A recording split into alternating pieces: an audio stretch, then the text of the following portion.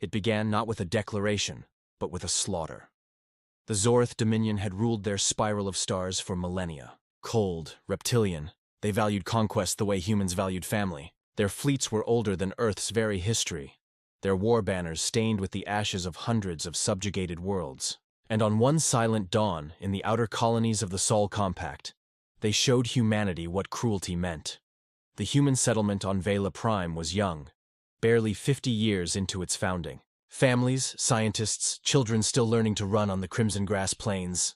The Zorth did not announce their arrival. Their warships broke atmosphere with the subtlety of a falling mountain. Plasma bombardments fell in streams of molten fire. The colony shield flickered once, twice, then failed. Vela Prime burned. In the command decks of their orbiting vessels, Zorth admirals hissed with amusement as they magnified the sight of human children screaming, the colony crumbling to ash, and desperate distress calls shrieking into the void. The Dominion's orders had been clear. Erase one colony, leave the others trembling. When the last refugee dome cracked and human lungs gasped their final breaths in poison air, the Zorth commander opened a channel to the galactic trade networks, broadcasting across hundreds of systems. Behold the price of weakness. The Terrans, soft and naive, thought the galaxy would welcome them. We remind them, worlds are not given. They are taken. The channel ended with laughter, deep and guttural, echoing through the stars. The feast of arrogance in the aftermath. The Dominion's celebrations lasted for cycles. Hollow feeds played recordings of the destruction on loop, like a cruel sport. Admirals and ministers dined beneath banners painted with human blood. The galaxy listened. Other empires nodded in approval or kept silent. Humanity, still considered a minor species, would surely bow its head. The Zorth ambassador to the Council of Polities gave a speech dripping with disdain. These Terrans will not retaliate. They cling to laws, to treaties. They imagine fairness. They lack the will for vengeance. Their silence will prove our point. Their colonies will live only by our permission. The chamber erupted in applause. Some alien observers believed the Dominion's cruelty reckless, but few dared to say it aloud. To them, Earth was young and weak, a planet of dreamers, explorers, farmers, not warriors. And in hidden corners, Zorth soldiers mocked the cries of dying colonists, mimicking human voices with guttural screeches. The Dominion thought they had silenced a child species. They were wrong. The stirring of shadows for weeks, humanity's official channels broadcast nothing. The distress signals of Vela Prime faded into archives. The Dominion interpreted this as submission. But in the void, beneath the stillness, Earth's silence was not weakness. It was calculation. Deep within the Lunar Strategic Command, black fleets stirred. Dreadnoughts older than public knowledge were awakened from their cradles beneath the dust. Hidden shipyards in the Kuiper Belt began churning with fire, spitting out war hulls so vast they bent shadows across ice plains. On Earth itself, transmissions went out to every navy, every reserve, every half-forgotten veteran. The message was short, encoded in tones of iron. Vela Prime is ash. Stand ready. The outer colonies went dark, not from fear, but from preparation. Civilians trained in militia drills. Orbital shipyards halted commerce production and shifted to weapons of war. The slow, patient machine of humanity began to turn, its gears greased with grief and fury. Across the stars, whispers began. Humans were not crying. Humans were waiting. The silence breaks. The galaxy realized the truth when the first retaliatory transmission came. It was not a plea, not a protest, not a declaration. It was a recording of human laughter, cold, merciless, echoing through every galactic channel. No voice, no words, just laughter. The sound scraped against the nerves of alien listeners, primal and chilling. It spread system to system, ship to ship, until the Dominion themselves received it. Their admirals snarled.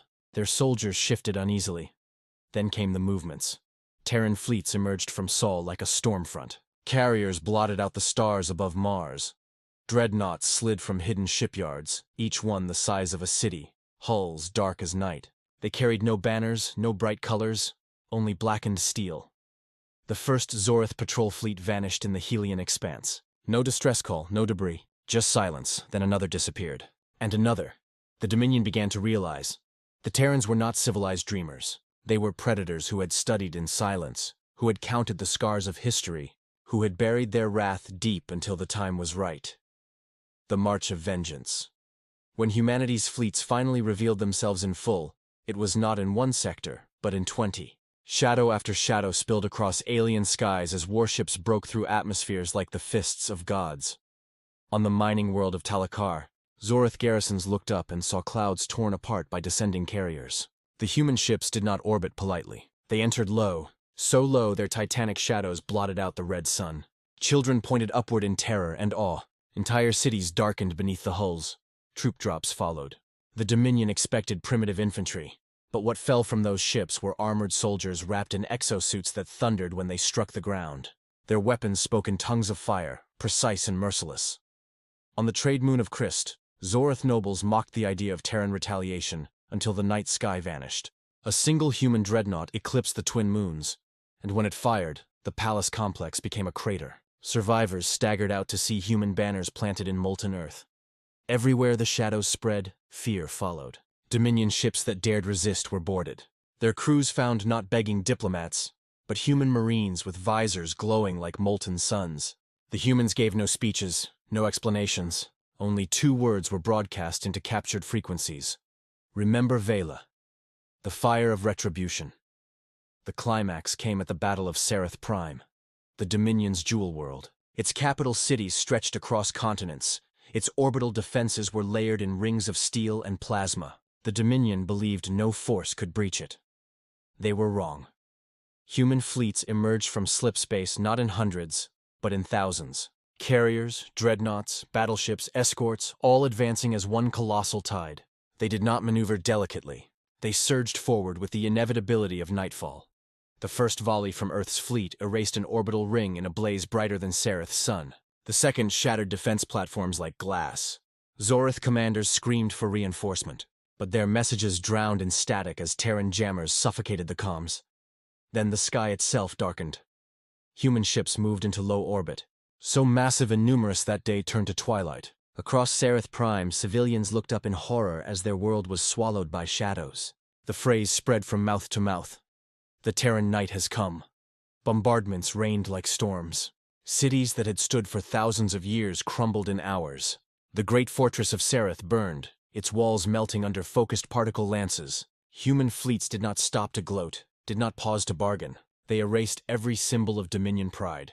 When ground forces descended, they advanced in silence.